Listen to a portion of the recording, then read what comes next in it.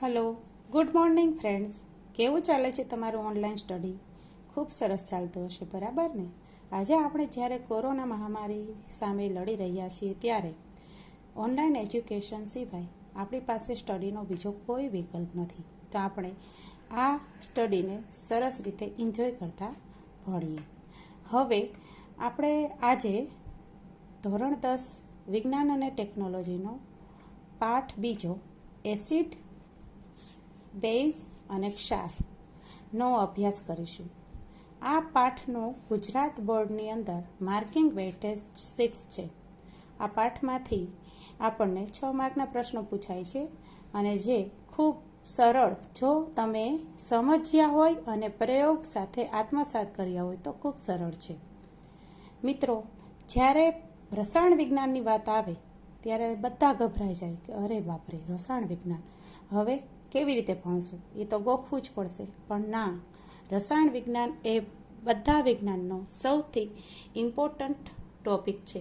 રસાયણ વિજ્ઞાનથી આપણે એટલું ઇઝી છે કે જે જીવવિજ્ઞાન કરતાં પણ જો આપણે સમજીને કરીએ તો ખૂબ ઇઝી લાગે છે. આપણે એસિડ, બેઝ અને ક્ષાર શું છે એની વ્યાખ્યાઓ આ બધું સમજતા પહેલાં થોડોક બેઝિક કોન્સેપ્ટ, પ્રસ્તાવના સમજવી જરૂરી છે, જે એક્ઝામમાં ઇમ્પોર્ટન્ટ નથી, પણ આ એસિડ, બેઝ અને ક્ષારનો પાઠ સમજવા માટે આ પ્રસ્તાવના ખૂબ ઇમ્પોર્ટન્ટ છે.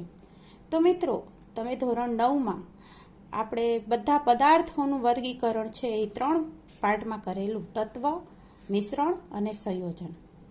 તત્વ, મિશ્રણ, સંયોજન, દરેક પદાર્થોને આપણે 3 ગ્રુપમાં વહેંચેલા: તત્વ, મિશ્રણ અને સંયોજન.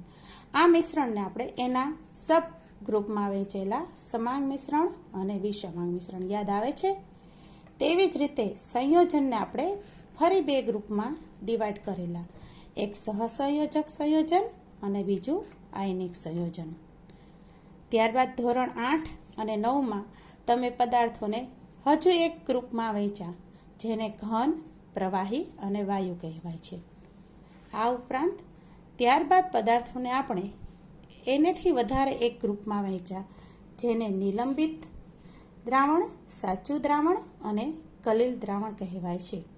હવે આ દરેક વર્ગીકરણ આપણે ધોરણ 8 અને ધોરણ 9માં કરેલું પદાર્થોનું. પણ હવે આપણે ધોરણ 10માં આવી ગયા, તો ધોરણ 10માં પદાર્થોનું એક નવું વર્ગીકરણ છે, જે છે એસિડ, બેઝ અને ક્ષાર. શું આ એસિડ છે, શું બેઝ છે, શું ક્ષાર છે? આ દરેક વસ્તુ અત્યારે તમારી માટે એકદમ અજાણી છે, જાણે કે તમને કંઈ ખ્યાલ જ નથી. એસિડ શું, બેઝ શું, ક્ષાર શું? તમે રોજિંદા જીવનમાં જેને સતત ને સતત જોવો છો, સવારે ઉઠીને રાત્રે સૂતા સુધી તમે એસિડ, બેઝ અને ક્ષાર સાથે હંમેશા રમત રમો છો, પણ તમે એ જાણતા નથી કે એસિડ કોને કહેવાય છે. તમે જે સવારે ટૂથપેસ્ટ વાપરો છો એ એસિડ છે કે બેઝ? તમે જે જમો છો તેમાંથી કયો ખોરાક છે, એસિડ, બેઝ કે ક્ષાર સ્વરૂપનો ખોરાક તમે ખાઓ છો, પણ કોણ એસિડ છે, કોણ બેઝ છે, કોણ ક્ષાર છે તે તમે જાણતા નથી. તમે જો આ ચેપ્ટર સમજશો તો લગભગ તમે દરેક પ્રશ્નના જવાબ જે અજાણ્યા હતા તે તમે દઈ શકશો. જેમ કે તાજમહાલનો આપણે જાણીએ છીએ કે તાજમહાલ આરસનો બનાવેલો હતો, એ અત્યારે ધીરે ધીરે સફેદમાંથી કાળાશ ધારણ કરે છે. તો કેવી રીતે? શું કારણ છે આના માટે? તમારા શરીરમાં ક્યારેક વધારે પડતું એસિડ વાળું ખવાઈ જવાથી, એસિડિક ખોરાક ખવાઈ જવાથી એસિડિટી થાય છે. તો આ એસિડિટીને દૂર કેવી રીતે કરવી? ડૉક્ટર પાસે ગયા વગર કેમ દૂર કરવી? તમારા દાંત સડે છે, તમે જોવો છો કે ઘણાના દાંત તો એકદમ સરસ હોય છે, જ્યારે ઘણાના દાંત એકદમ પીળા અને સડેલા હોય છે. તો આ દાંત છે એ સડે નહીં, દાંત હંમેશા સ્વચ્છ રહે, દાંત સફેદ રહે. તો તેના માટે તમારે શું ઉપચાર ઘરે કરી શકો? એસિડ રેન, જે વિશ્વની બહુ મોટામાં મોટી સમસ્યા છે. એસિડ રેનને લીધે ઘણા બધા જીવસૃષ્ટિનો નાશ પણ થશે અને મનુષ્યોને ચામડીના રોગો થશે. તો આ એસિડ રેનને અટકાવવા માટે, તેનો નાશ કરવા માટે, તેને દૂર કરવા માટે શું કરી શકાય? વૃક્ષો ઉગાડવા માટે ઘણી વખત આપણે વૃક્ષો ઉગાડીએ છીએ પણ થોડાક સમયમાં તે બળી જાય છે. તો તમને પ્રશ્ન થશે કે વૃક્ષો ઉગાડવા માટે જમીન કેવી હોવી જોઈએ, ત્યારબાદ તો જેથી વૃક્ષો આપણે સારી રીતે ઉગી શકે. ઘણી વખત તમે દાઝી જાઓ છો, ઘણા એવા કેમિકલથી દાઝી જાઓ છો તો તમે તરત તાત્કાલિક ડૉક્ટર પાસે જઈ શકો તે પહેલાં તો તમારે ઘણું બધું ડેમેજ થઈ ગયેલું હોય. તો આવા સમયે તમે જો એસિડથી દાઝ્યા હોય તો તમારે શું કરવું, તમે બેઝથી દાઝેલા હોય તો તમારે શું કરવું, જે ઘરગથ્થુ ઉપચાર તમે કરી શકો એના માટે તમે શું કરો. ઘણી વખત આપણે યુટ્યુબમાં અથવા કોઈ પણ ફેસબુકમાં ઘણી વખત એવું જોઈએ છીએ, વોટ્સએપમાં મેસેજ ફરતા હોય છે કે આ બહેને આ ક્રીમ વાપર્યું અને તેને સ્કિન ઇન્ફેક્શન થયું, સ્કિન તેની બળી ગઈ. તો આ સ્કિન બળી જવાનું કારણ શું, તેની પાછળ કેટલી પીએચ હોવી જોઈએ. આ દરેક કોસ્મેટિક આઇટમ્સ ખરેખર જે બહેનો લગાવતા હોય છે, આ દરેક કોસ્મેટિક આઇટમ્સ છે, આ કોસ્મેટિક આઇટમ્સ માટે પીએચ કેટલી હોવી જોઈએ, કયું કોસ્મેટિક આપણા માટે સારું, કયું કોસ્મેટિક આપણા માટે ખરાબ, આ દરેક વસ્તુ આપણે જાણવી ખૂબ જરૂરી છે. આ દરેક વસ્તુનો જવાબ તમને આ પાઠ પૂરો થશે ત્યાં સુધીમાં મળી જશે. આ ઉપરાંત તમે આ પાઠનો જો સરખો અભ્યાસ કરેલો હશે તો તમારા શરીરના લગભગ તમે 45% જેટલા ડૉક્ટર બની ગયા. તમારા શરીરમાં 45% રોગોનું નિવારણ આ ચેપ્ટર પૂરું થયા સુધીમાં આવી શકે. તમે અથવા કોઈ પણને કાંઈ પણ થયો હોય, ગેસ થયો હોય, એસિડિટી થયો હોય, દાંતના સડા થયા હોય, મધમાખી કરડી હોય, કોઈ પણ હોય તો ડૉક્ટર પાસે જવાની જરૂર નહીં પડે. તમે ઘરેથી જ આની ટ્રીટમેન્ટ કરી શકો. આપણે એસિડ અને બેઝને લગતા ઘણા સવાલો મનમાં ગૂંથવાયા કરે છે. તો હવે આપણે એસિડ અને બેઝની વ્યાખ્યાઓ સમજતા પહેલાં એસિડ અને બેઝના ગુણધર્મો જોઈએ. તો આ એસિડ કેવા હોય છે, તમને એમ થશે કે એસિડ છે એ સ્વાદે ખાટા હોય છે. દાખલા તરીકે લીંબુ છે એનો સ્વાદ કેવો હોય છે, ખાટો. વિનેગાર છે તો વિનેગારનો સ્વાદ કેવો હોય છે, ખાટો. એવી રીતે બેઝનો સ્વાદ જોઈએ તો બેઝનો સ્વાદ છે તે તુરા અથવા કડવા હોય છે. તો મિત્રો આપણને એમ થાય કે દરેક એસિડ અને બેઝ આપણે ટેસ્ટ કરીને ચેક કરવા, તો એ વાત ખોટી. કારણ કે ઘણા એસિડ છે એ ખૂબ નુકસાનકારક હોય છે. ઘણા એસિડ છે કુદરતી એસિડ હોય છે તે નુકસાનકારક નથી હોતા, તે આપણા શરીર માટે ખૂબ ઉપયોગી હોય છે. પણ જે કૃત્રિમ એસિડ છે તેને ટેસ્ટ કરીને ચેક કરવા ખૂબ નુકસાનકારક છે. તો આવા સમયમાં એસિડને ચેક કરવા, એસિડ છે કે બેઝ છે તે નક્કી કરવા માટે આપણે શું વાપરવું, તો એના માટે ઘણા બધા બજારમાં કેમિકલ્સ, ઘણા બધા કુદરતી સૂચકો જે એસિડ અને બેઝની પરખ કરવા માટે વપરાય છે તે બજારમાં મળે છે.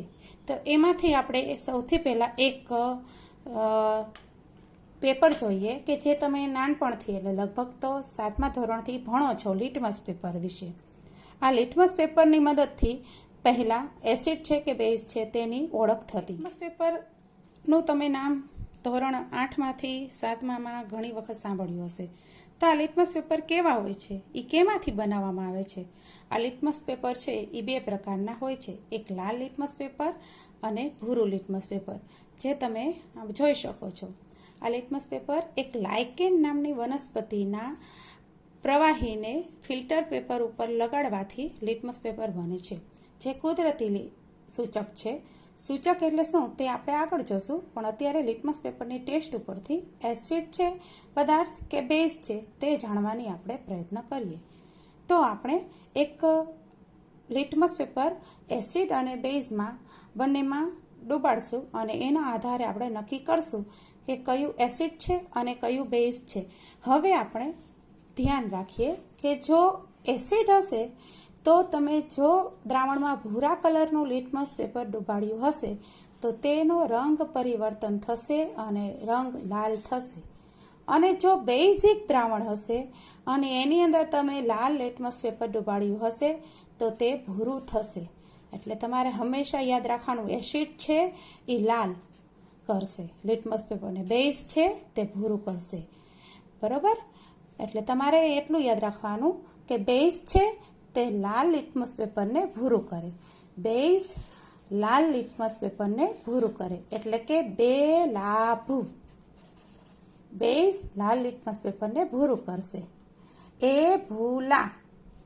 એસિડ ભૂરા લિટમસ પેપરને લાલ કરશે. એટલે કે એ ભૂલા. એસિડ ભૂરાને લાલ કરશે. આ એક ટ્રીક છે વિદ્યાર્થી મિત્રો, જે તમારે MCQમાં કે ક્યારેક આ પ્રશ્ન પૂછાય ત્યારે તમે આ ટ્રીક્સ યાદ હોય તો ઘણું સારું પડે, અનુકૂળતા રહે અને આપણને માર્ક્સ છે તેમાં આપણે ટૂંકમાં માનસિક રીતે ત્યારે એક્ઝામ ટાઈમે કન્ફ્યુઝ ન થઈ શકે એટલા માટે આવી નાની નાની ટ્રીક્સ બનાવવામાં આવે છે વિજ્ઞાનમાં. તો બે લાભુ અને એ ભૂલા. હવે આપણે આ લિટમસ પેપરનો એસિડ અને બેઝ ઉપર એક નાનો એવો એક્સપેરિમેન્ટ જોઈએ. આ દ્રાવણ તમને જોવા મળે છે તે એસિડ છે કે બેઝ તે તમારે નક્કી કરવાનું છે. આપણે એક લિટમસ પેપર લીધું છે, ભૂરા કલરનું છે. હવે આ લિટમસ પેપરને હું આ દ્રાવણમાં ડૂબાડું છું અને દ્રાવણથી ભીનું કરું છું. તમે આ લિટમસ પેપર છે તેનો કલર કેવો થયો? લાલ. મતલબ લાલ કલર થઈ ગયો. એટલે કે આ દ્રાવણ શું થયું? હા, એસિડ. રાઈટ, બરોબર. એ જ રીતે આપણે એક બેઝની કસોટી કરીએ કે બેઝ હશે તો લિટમસ પેપર છે, લાલ લિટમસ પેપર, આપણે લાલ લિટમસ પેપર લીધેલું છે. આ લાલ લિટમસ પેપર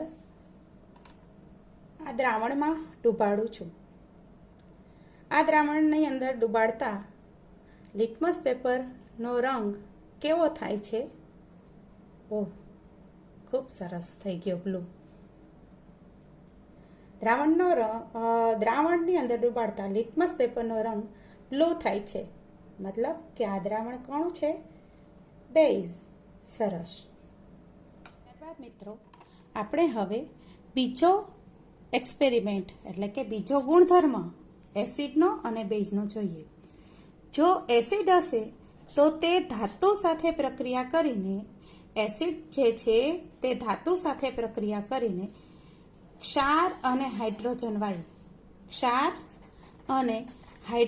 વાયુ ઉત્પન્ન કરે છે.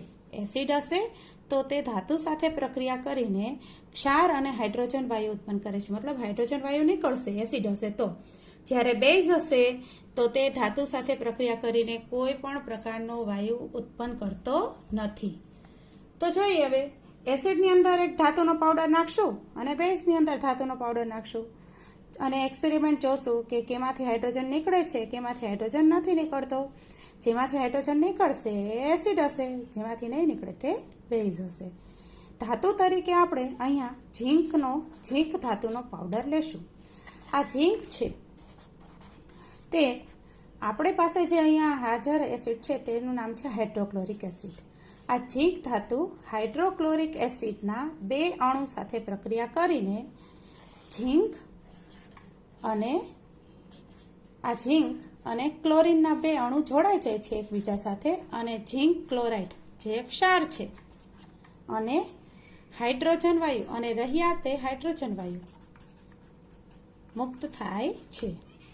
તો આપણે આ ઝીંક અને હાઇડ્રોક્લોરિક એસિડ જો પ્રક્રિયા કરશે તો હાઇડ્રોજન વાયુ ઉત્પન્ન થશે અને નીચે જે રહેશે તે ક્ષાર રહેશે. ચાલો આપણે આ એક ઝીંકનો અને એસિડનો, ઝીંકનો અને બેઝનો, ઝીંક અને એસિડ, ઝીંક અને બેઝના બંનેના પ્રેક્ટિકલ્સ જોઈએ. તમે જોઈ શકો છો ફિલ્ટર પેપર ઉપર છે તે ઝીંક ધાતુનો પાવડર. તે આપણે એસિડની અંદર ઉમેરીએ. ઝીંક ધાતુને એસિડની અંદર ઉમેરીએ અને હવે તમે નજીકથી થોડું અવલોકન કરો તો તમને ધીમે ધીમે ઉભરા તમે જોઈ શકો છો. ધીમે ધીમે નાના નાના બબલ્સ ઉત્પન્ન થાય છે. તે હાઇડ્રોજન વાયુ છે. આ એસિડ મંદ હોવાથી ધીરે ધીરે હાઇડ્રોજન વાયુ ઉત્પન્ન થાય છે. પણ આની જ જગ્યાએ જો આપણે સાંદ્ર એસિડ લીધો હોય તો તમે ખૂબ ઝડપથી ઉભરા આવતા જોઈ શકો છો. એટલે કે ધાતુ એસિડ સાથે પ્રક્રિયા કરે તો હાઇડ્રોજન વાયુ ઉત્પન્ન થાય છે. હવે આ એક બેઝિક સોલ્યુશન છે. તેની અંદર ઝીંકનો પાવડર નાખવામાં આવે.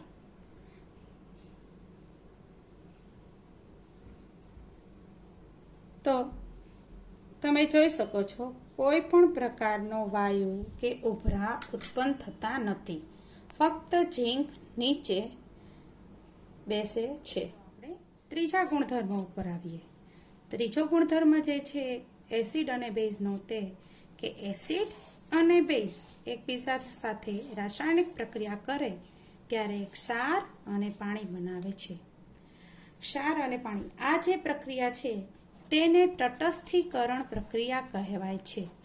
આ તટસ્થીકરણ પ્રક્રિયાનું સારામાં સારું ઉદાહરણ જોઈએ તો હાઇડ્રોક્લોરિક એસિડ અને સોડિયમ હાઇડ્રોક્સાઇડ જ્યારે એકબીજા સાથે પ્રક્રિયા કરે ત્યારે સોડિયમ ક્લોરાઇડ અને પાણી બને છે. તો આપણે સોડિયમ હાઇડ્રોક્સાઇડ અને હાઇડ્રોક્લોરિક એસિડના દ્રાવણને મિશ્ર કરશું અને સોડિયમ ક્લોરાઇડ અને પાણી કેવી રીતે બને છે તેનો એક સારો મજાનો પ્રેક્ટિકલ જોઈએ. આ જે તમે ટેસ્ટ ટ્યુબ જોઈ રહ્યા છો તે હાઇડ્રોક્લોરિક એસિડ છે અને આ ટેસ્ટ ટ્યુબની અંદર સોડિયમ હાઇડ્રોક્સાઇડનું દ્રાવણ ભરેલું છે. હવે આ બંને દ્રાવણને એકબીજા સાથે આપણે મિશ્ર કરીએ તો તમે જોઈ શકો છો કે ઉપર ધીરે ધીરે ક્ષાર બને છે અને નીચે પાણી બને છે.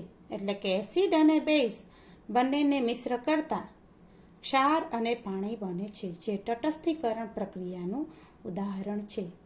આ પ્રયોગ તમે ખાસ ધ્યાન રાખજો અને યાદ રાખજો, કારણ કે આ પરીક્ષાની અંદર 2 માર્ક્સમાં પૂછાય છે કે તટસ્થીકરણ પ્રક્રિયા એટલે શું તેનું ઉદાહરણ આપો. તો તટસ્થીકરણ પ્રક્રિયા એટલે શું તમને ખ્યાલ આવ્યો કે એક એસિડ અને બેઝ બંનેને મિશ્ર કરતા ક્ષાર અને પાણી બને છે, જેને તટસ્થીકરણ પ્રક્રિયા કહે છે. હાઇડ્રોક્લોરિક એસિડ લીધું અને સોડિયમ હાઇડ્રોક્સાઇડ બંનેને મિશ્ર કર્યા તો ક્ષાર અને પાણી બન્યું. આ 1 માર્ક્સમાં તમને વ્યાખ્યા પૂછાય અને 1 માર્કમાં તમારે એનું ઉદાહરણ લખવાનું હોય. આપણે હવે જોઈએ કે એસિડ અને બેઝ કોણ છે એ જાણવા હોય તો આપણે કઈ રીતે જાણી શકીએ. એસિડ અને બેઝને ઓળખવા હોય તો આપણે કઈ રીતે ઓળખી શકીએ. દાખલા તરીકે અહીંયા એક આપેલું છે હાઇડ્રોક્લોરિક એસિડ.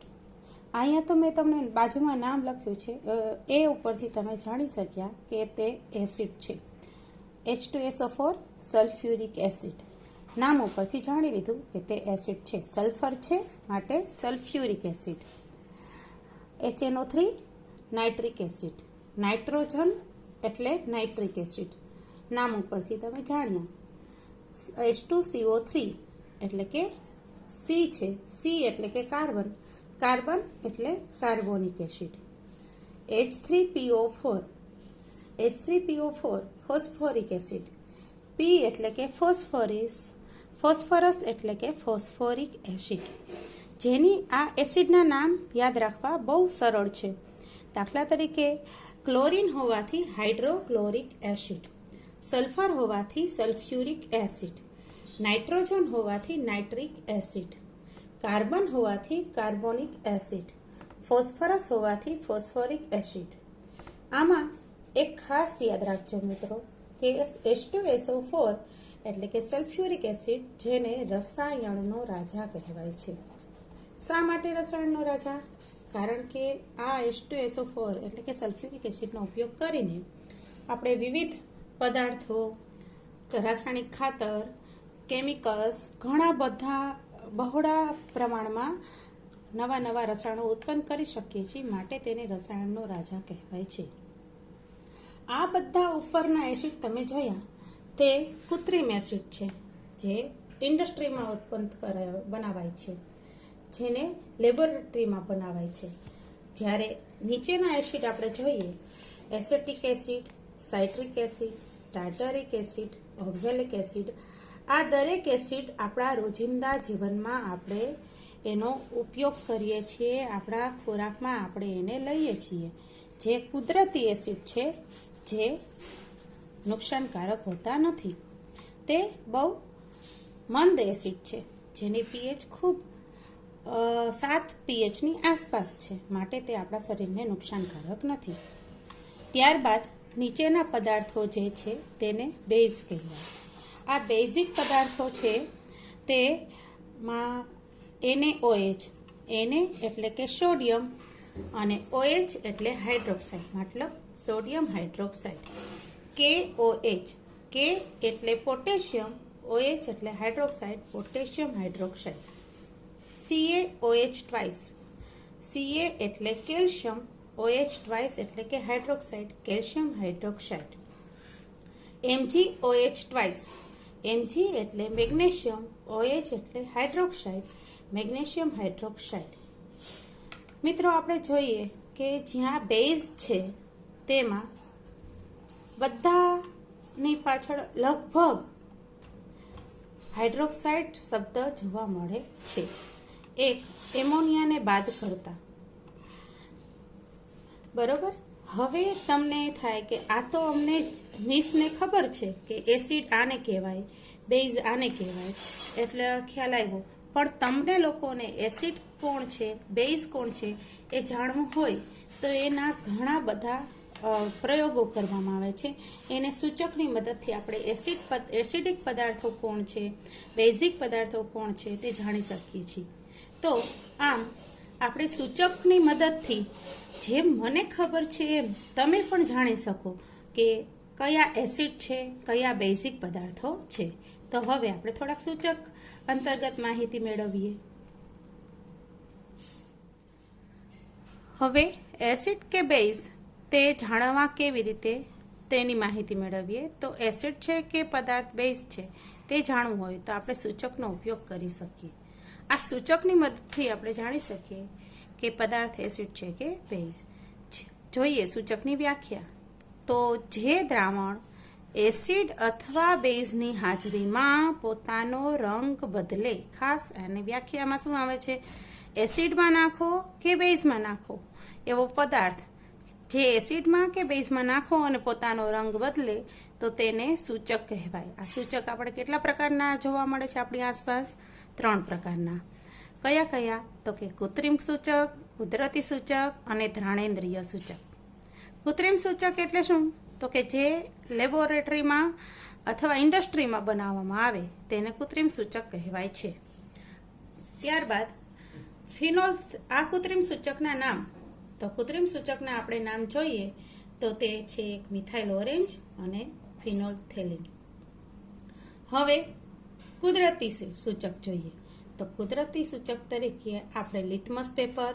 આ લિટમસ પેપર કેમ બનાવાય છે, કેવી રીતે, કઈ વનસ્પતિમાંથી બનાવે છે, આપણે મેં તમને વાત કરી તે લાઇકેન નામની વનસ્પતિના દ્રાવણમાં ફિલ્ટર પેપર ડુબાડીએ એટલે લિટમસ પેપર બને.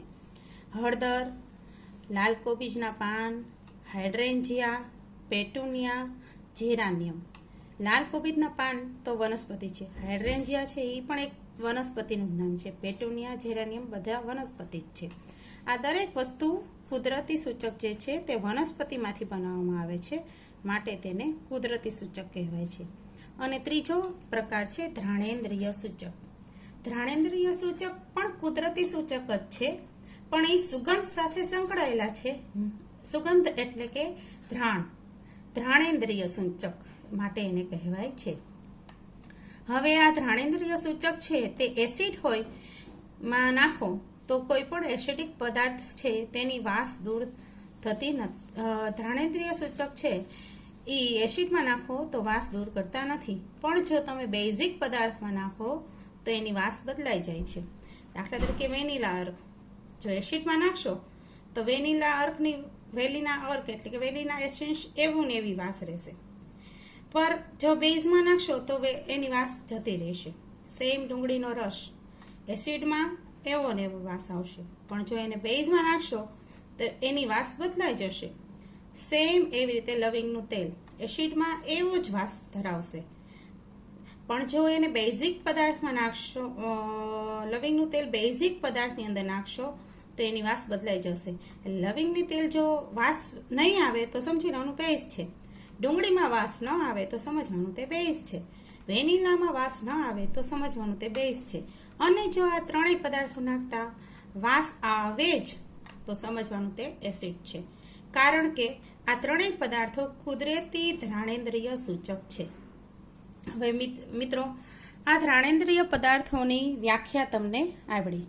આ વ્યાખ્યા શું થશે કે જે એસિડ કે બેઝિક માધ્યમમાં પદાર્થ પોતાની વાસ બદલે તો તેને ધ્રાણેન્દ્રિય સૂચક કહે છે. બાળકો, આપણે સૂચકના વ્યાખ્યા અને તેના પ્રકાર જોયા.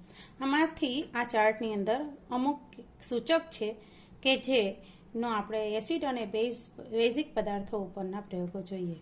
તો લિટમસ પેપર, હળદર, મિથાઇલ ઓરેન્જ, ફિનોપ્થેલિન, ડુંગળીનો રસ અને લવિંગનું તેલ. આ બધા સૂચક છે તેના એસિડ અને બેઝ ઉપર કઈ રીતની અસર દેખાડે છે તેને રિલેટેડ એક માર્ક્સમાં MCQ પ્રશ્નો, ઓબ્જેક્ટિવ ટાઈપના ક્વેશ્ચન પૂછાય છે, ખરા ખોટા કે કોઈ પણ સ્વરૂપના. તો આ ખાસ આપણે પ્રયોગ કર્યો હોય, સમજ્યા હોય ત્યારે જવાબ આપણને હંમેશા યાદ રહે અને આપણે પરીક્ષામાં સારી રીતે તેને એટેન્ડ કરી શકીએ. તો આપણે સૌથી પહેલો સૂચક જોઈએ લિટમસ પેપર. લિટમસ પેપર મેં શરૂઆતમાં જ તમને વિડીયોના દેખાડ્યા કે લિટમસ પેપર છે એ લાલ અને ભૂરું બે હોય છે. જો એસિડ હશે તો લિટમસ પેપર લાલ કલરનું થશે અને બેઝ હશે તો લિટમસ પેપર ભૂરા કલરનું થશે. ત્યારબાદ હળદર. હળદર હશે, જો એસિડમાં હળદર નાખશો તો હળદર પીળી ને પીળી જ રહેશે, પણ બેઝિક પદાર્થની અંદર હળદર નાખશો તો તેનો રંગ લાલ થાય છે. એટલે સમજી લેવાનું, લાલ થયું તો બેઝ. હળદર હશે તો બેઝ લાલ થશે. હળદર હશે તો બેઝ લાલ થશે. એ ખાસ યાદ રાખવાનું.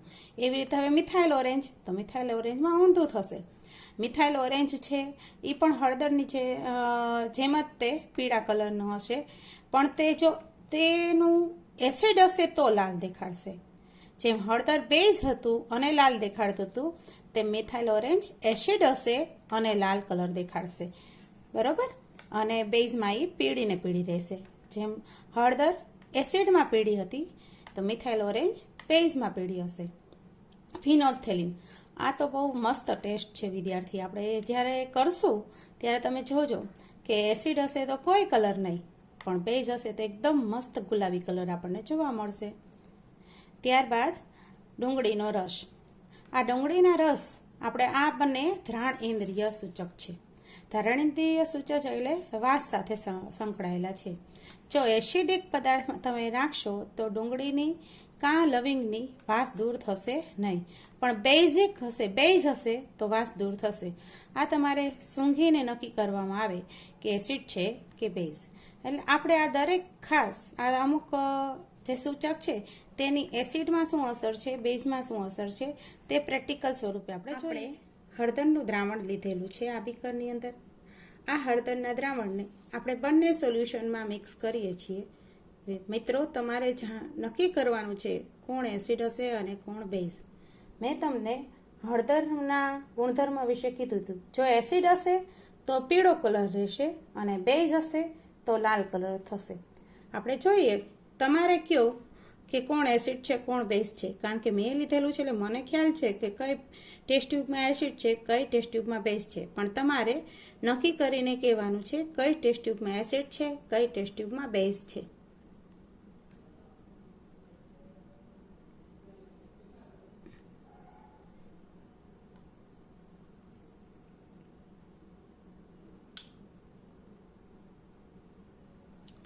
મિત્રો,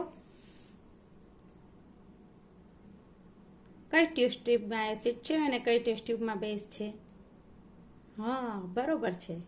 જેમાં લાલ થયો તે બેઝ અને પીળો રહ્યો તે એસિડ.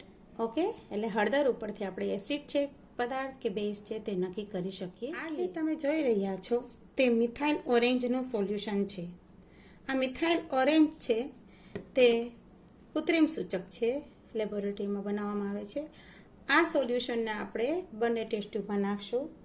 તમે યાદ કરો, મિથાઇલ ઓરેન્જ હશે તો એસિડ લાલ થશે અને બેઝ પીળું રહેશે. હવે જોઈએ કોણ લાલ થાય છે અને કોણ પીળું રહે છે.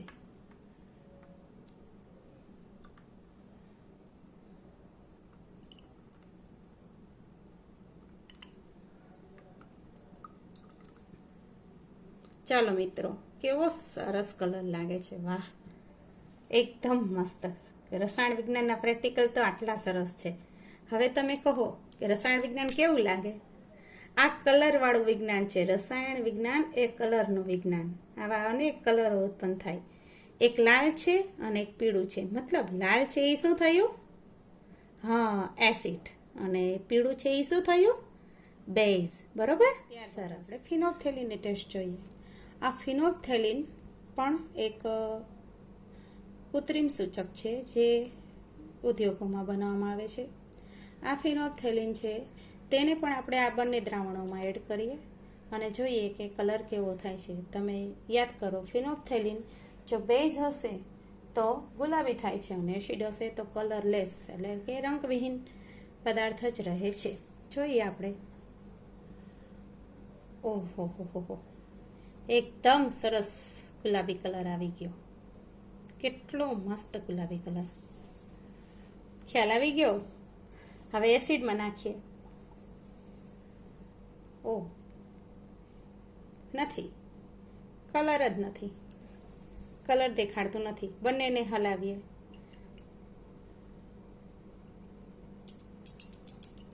જોઈ શકો છો, જો બેઝ હશે તો ગુલાબી કલર જોવા મળે છે અને એસિડ હશે તો કલર વિહીન જોવા મળે છે. એટલે કે ફિનોપ્થેલિન બેઝમાં ગુલાબી કલર આપે છે. આવા બધા MCQ સ્વરૂપે પૂછાઈ શકે. કેટલું સરસ લાગે છે કલર. આ ડુંગળીનો રસ છે. આ રસ છે એની એકદમ ખબર છે આપણને કેવી વાસ આવતી હોય છે. એમ થાય હવે આઘા વહી જઈએ તો સારું. હવે આ ડુંગળીના રસને આપણે એસિડ અને બેઝ બે સોલ્યુશનમાં નાખીએ અને સૂંઘવામાં આવે છે. જો વાસ રહે તો એસિડ અને વાસ દૂર થાય તો બેઝ.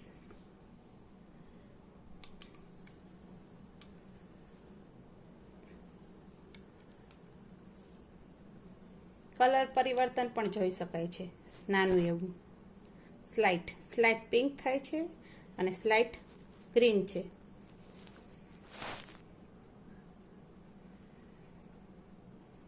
વાહ, બેઝિક સોલ્યુશનમાં વાસ દૂર થઈ અને એસિડિક સોલ્યુશનમાં વાસ એવી ને એવી રહે. ત્યારબાદ એસિડના પ્રકાર. આ એસિડના આપણે જોઈએ તો બે પ્રકાર છે, કૃત્રિમ અને કુદરતી એસિડ. કુદરતી એસિડ જે રોજિંદા જીવનમાં વપરાય છે અને કૃત્રિમ એસિડ જે ઉદ્યોગોમાં બનાવાય છે, લેબોરેટરીમાં બનાવાય છે. તેના દરેકના નામ કેવી રીતે યાદ રાખવા એ પણ આપણે સમજાવીએ.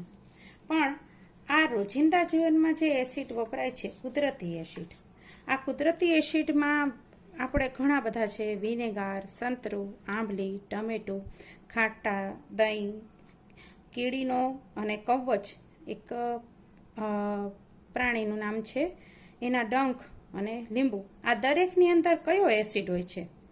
વિનેગાર છે જે આપણે ખાઈ શકીએ છીએ, નુકસાન કરતું નથી, તો તેની અંદર કયો એસિડ હોય છે? Acetic acid. આમાંથી પદાર્થ અને એની અંદર રહેલા એસિડના નામ એ એક માર્ક્સમાં તમને MCQ ઓબ્જેક્ટિવ સ્વરૂપે પૂછવામાં આવે છે, કોઈ પણ સ્વરૂપે. પછી તો વિનેગાર છે તો તેની અંદર એસેટિક એસિડ, સંતરું તો તેની અંદર સાઇટ્રિક એસિડ, આંબલી છે તો તેની અંદર ટાર્ટરિક એસિડ, ટમેટું ઓક્ઝેલિક એસિડ, ખાટું દહીં લેક્ટિક એસિડ, કીડી અને કવચના ડંખ, કીડી કરડે છે કે કવચ કરડે તો એના ડંખમાં મિથેનોઇક એસિડ જે આપણને લાલ બળતરા થઈ જતી હોય છે.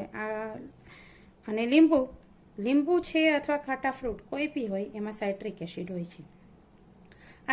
આ બધા એસિડ છે એ આપણને એમ પૂછે કે સંતરું છે તો તેની અંદર કયો એસિડ હોય છે? Citric acid. સાઇટ્રિક એસિડ છે ખરા ખોટા સ્વરૂપે પણ પૂછી શકાય કે ટમેટાની અંદર સાઇટ્રિક એસિડ આવેલો છે, વિધાન ખોટું છે. આ રીતે તો આપણે આ MCQ સ્વરૂપે પૂછાય છે, જેને પણ યાદ રાખવામાં. મિત્રો, અત્યાર સુધીમાં આપણે જે વિડીયો જોયા તેમાં મોસ્ટ ઓફ એક તો સૂચકના પ્રકાર, એસિડના ગુણધર્મો, તટસ્થીકરણ પ્રક્રિયા, એસિડની ધાતુ સાથેની પ્રક્રિયા, આ બધા 2 માર્ક્સમાં કે 3 માર્ક્સમાં પ્રશ્ન છે. બાકી એ સિવાય બધા પ્રશ્ન MCQ સ્વરૂપના છે. આ પ્રશ્ન તમારે ખૂબ ઉપયોગી છે. આ વિડીયો છે એકવાર જોઈ લેવાનો. આ વિડીયો અંતર્ગત બધા જેટલા નીકળે એટલા MCQ તમારી જાતે બનાવો, કારણ કે એક ટોપિક ઉપરથી ઘણા બધા MCQ બનાવી શકાય. આ જ રીતના MCQ પરીક્ષામાં પૂછાશે, આ જ બેઠા આવશે એવું વિજ્ઞાનમાં નક્કી થઈ શકે નહીં. માટે વિજ્ઞાનને પૂરેપૂરું સમજવું ખૂબ અગત્યનું છે. આ ટોપિકની અંતે આપણે ફટાફટ ફાસ્ટ રિવિઝન જોઈએ તો સૌથી પહેલા આપણે શું જોયું હતું? સૌથી પહેલા યાદ કરો પ્રસ્તાવના એસિડના પ્રકાર. આ એસિડના આપણે જોઈએ તો બે પ્રકાર છે, કૃત્રિમ અને કુદરતી એસિડ. કુદરતી એસિડ જે રોજિંદા જીવનમાં વપરાય છે અને કૃત્રિમ એસિડ જે ઉદ્યોગોમાં બનાવાય છે, લેબોરેટરીમાં બનાવાય છે. તેના દરેકના નામ કેવી રીતે યાદ રાખવા એ પણ આપણે સમજાવ્યું. પણ આ રોજિંદા જીવનમાં જે એસિડ વપરાય છે, કુદરતી એસિડ, આ કુદરતી એસિડમાં આપણે ઘણા બધા છે. વિનેગાર, સંતરું, આંબલી, ટમેટું, ખાટા, દહીં, કીડીનો અને કવચ એક પ્રાણીનું નામ છે, એના ડંખ અને લીંબુ. આ દરેકની અંદર કયો એસિડ હોય છે?